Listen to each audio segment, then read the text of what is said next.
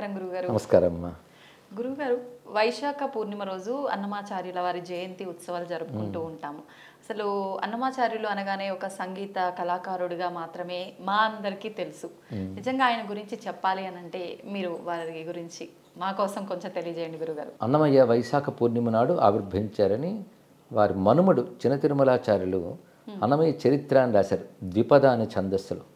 అందులో అంటారు, వైశాఖమున విశాఖను అనుపమ లగ్నముందు అన్నాడు. ఇక్కడ అంటే వైశాఖ మాసంలో విశాఖ నక్షత్రం అంటే పూర్ణిమ నాడు వస్తుంది, అప్పుడు ఆవిర్భవించారు అని మనకు స్పష్టంగా ఆధారం కనబడుతుంది. కనుక హనుమాచార్య చరిత్రలో వైశాఖ పూర్ణిమ ఆయన జయంతి అంటూ చేస్తూ ఉన్నాం మనం. ఇది వైశాఖ పూర్ణిమ అన్నమయ్య ఆవిర్భవించడం వల్ల వచ్చినది. అయితే మనందరం కూడా అన్నమాచార్య మనవాడుగా భావన చేసి ఆరాధిస్తున్నాం. ఆయన అసలు పేరు అన్నమయ్య, కానీ మనం అన్నమాచార్య అంటున్నాం. ఎందువల్ల ఇది తెలుసుకోవాలి. అన్నమాచార్యులు నిజానికి అంటే మన అన్నమయ్య తెలుగువాడిగా పుట్టడం మన తెలుగు వాళ్ళు చేసిన అదృష్టం. ఒకటి కాదు, రెండు కాదు, 32,000 కీర్తనలు రాశాడు. అంత గొప్ప సంఖ్య రచించినటువంటి ఒక మహావాగ్గేయకారుడు తెలుగువారికే దొరికాడు. అయితే 32,000 కీర్తనలు రాశారని వాళ్ళ మనుమడే చరిత్రలో స్పష్టంగా రాశాడు. పరమ మంత్రములు 32,000 అని రాశాడు ఆయన. అయితే 32,000 కీర్తనలు మనకి ఇప్పుడు లభించడం లేదు, 14,000 కీర్తనలు లభిస్తున్నాయి. అది కూడా తక్కువ సంఖ్యం కాదు. 32,000 ఎందుకు లభించట్లేదంటే అన్నమయ్య తన జీవిత కాలంలోనే చివరిలో కీర్తనలని రాగిరేకుల మీద రాసి, మనం ఇప్పుడు ఆ వెంకటేశ్వర స్వామి మందిరానికి దగ్గర సరిగ్గా హుండీ ఉంటుంది కదా, హుండీకి ఎదురుగా సంకీర్తన భండారం ఉంటుంది. మీరు ఎప్పుడైనా పరిశీలిస్తే చూడొచ్చు. అన్నమయ్య కాలంలోనే అది నిర్మాణం చేశాడు ఆయన, సంకీర్తన భండారం. అందులో ఈ రాగిరేకులన్నీ దాచిపెట్టాడు ఆయన. అందుకే దాచుకో నీ పాదాలకు అనే కీర్తనలో ఒక్క సంకీర్తనే చాలు ఒద్దికైమము రక్షింపగా తక్కినవి భాండారాన దాచి ఉండని అన్న మాట అన్నాడు ఆయన. అంటే అప్పటికే భాండారం ఉందని అర్థం.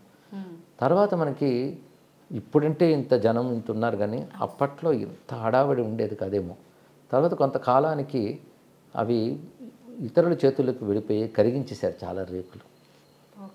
మళ్ళీ మనకి వేటూరు ప్రభాకర శాస్త్రి గారు, రాళ్లపాలెం అనంతకృష్ణ శర్మ గారు వీళ్ళ టైంలో ఆ రాగి రేకులు కనుగొని భద్రపరిచారు. వాళ్ళకి మనం కృతజ్ఞులమే ఉండాలి. దానివల్ల మనకి కీర్తనలు లభించాయి. అయితే అన్నమాచార్య 16వ ఏట తాను స్వామిని దర్శించానని, దర్శనం అంటే విగ్రహ దర్శనం కాదు, స్వామి సాక్షాత్కారం జరిగిందని, అప్పటి నుంచి స్వామి ఆజ్ఞతో తాను సంకీర్తన యజ్ఞం చేశానని రాగిరేకుల మీద ఉన్నది. 16వ ఏట తిరువేంగళనాథుండు ప్రత్యక్షమైతేను అని రాసి ఉంటుంది ఇక్కడ. అప్పుడు ఆయన ఆజ్ఞతో సంకీర్తన యజ్ఞం చేశాడు. దినమునకు ఒక్క సంకీర్తనైనా తగ్గకుండా రాస్తాను అని చెప్పి ప్రతిజ్ఞ బట్టి స్వామిపై రచనలు చేశాడు. పైగా ఆయన నృసింహ మంత్ర ఉపాసకుడు, సిద్ధపురుషుడు, ఉపాసనా బలం, వెంకటేశ్వర అనుగ్రహం, అద్భుతమైన రచనలు చేశారు ఆయన. ప్రధానంగా సంకీర్తన తెలుసు. ఇది కాకుండా ఆయన కొన్ని శతకాలు కూడా రచించాడు. ఆ శతకాల్లో విశేషించి మంగాంబికా శతకం, శ్రీనివాస శతకం ఇలాంటి పద్యాలు రచించారు. అలాగే సంకీర్తన లక్షణం అనే గ్రంథాన్ని సంస్కృతంలో వ్రాశారు అని చిన్న తిరుమలాచార్యులే పేర్కొన్నారు.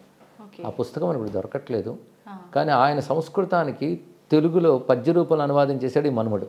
అది లభిస్తుంది మనకి సంకీర్తన లక్షణం. ఎందుకంటే అన్నమాచార్య తెలుగు పాటకు చేసిన మేలు అంతా ఇంత కాదు. మన ఆదికవి నన్నయ్య అంటాం పద్య కవిత్వానికి, పదకవిత్వానికి ఆదికవి అన్నమాచార్య వారు.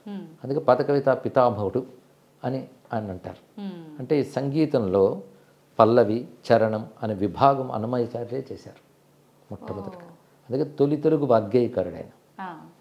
ఆయన విభాగం చేస్తేనే తర్వాత అందరూ అదే అనుసరించారు. పల్లవి ఎలా ఉండాలి, చరణాలు ఎలా ఉండాలి, ఇవి లక్షణాలు అంటారు. సంకీర్తన లక్షణాలు చెప్పాడు కూడా. పల్లవి చరణాల్లోకి వస్తూ అది విడకుండా ఆ పల్లవి అర్థం కొనసాగాలి అంటూ లక్షణం రాశాడు ఆయన.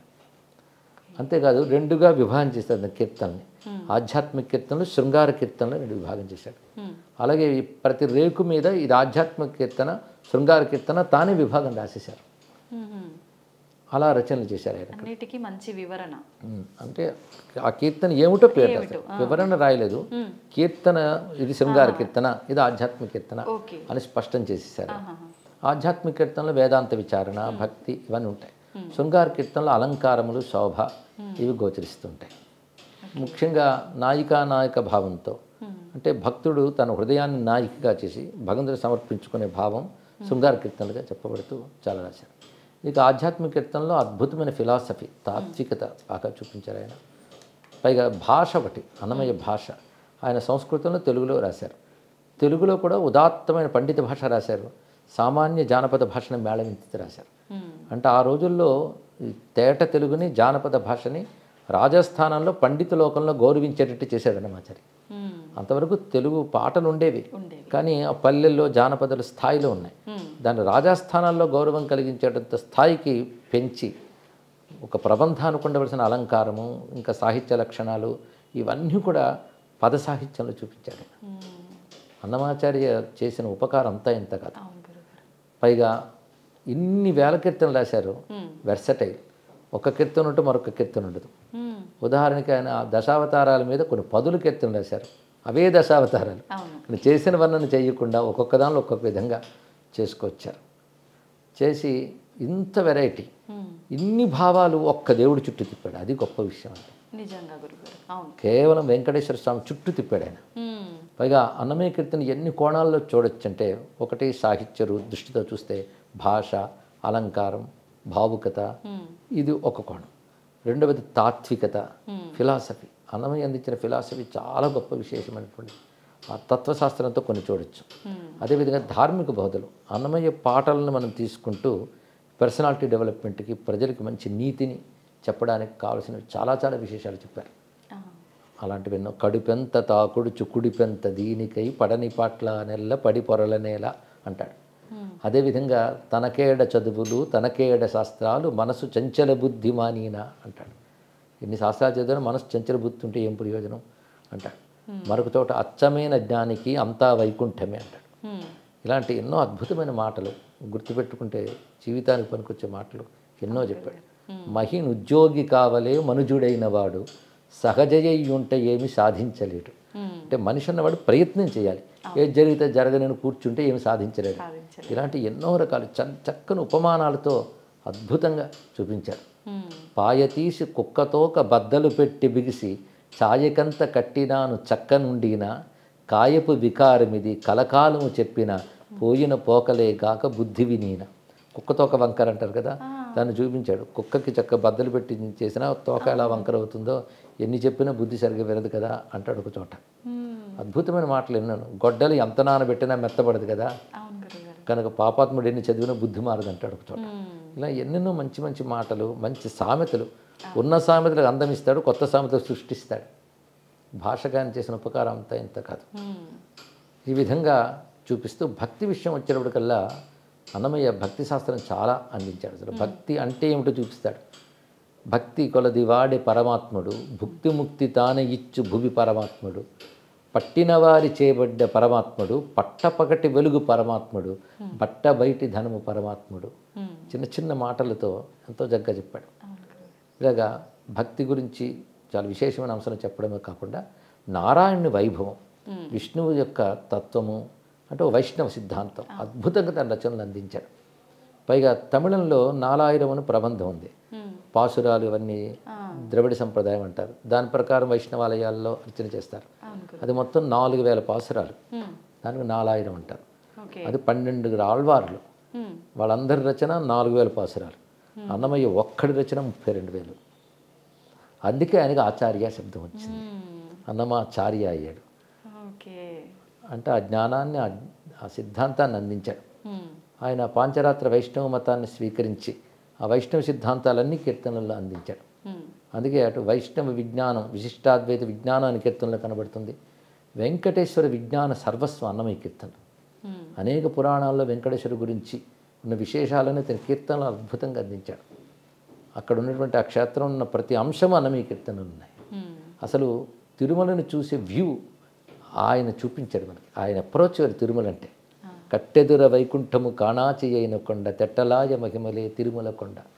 అందుకే మామూలు రాళ్ల గుట్ట కాదు అన్నమయ్యకి, 10,000 శేషాల పడగల మయము తిరుమల. అది దర్శించాడు ఆయన.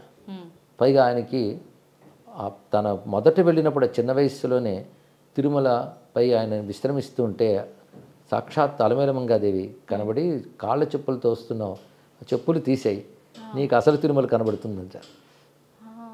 అప్పుడు ఆయన చెప్పులు తీసి చూస్తే మొత్తం ప్రతి రాయి విష్ణువుగా కనిపించింది, పర్వతమంతా తేజస్వరూపంగా దర్శనమిచ్చింది. అది ఆ విషయం కూడా వాళ్ళ మనువుడు చిరుతిరుమలాచారి చరిత్రలో రాశాడు.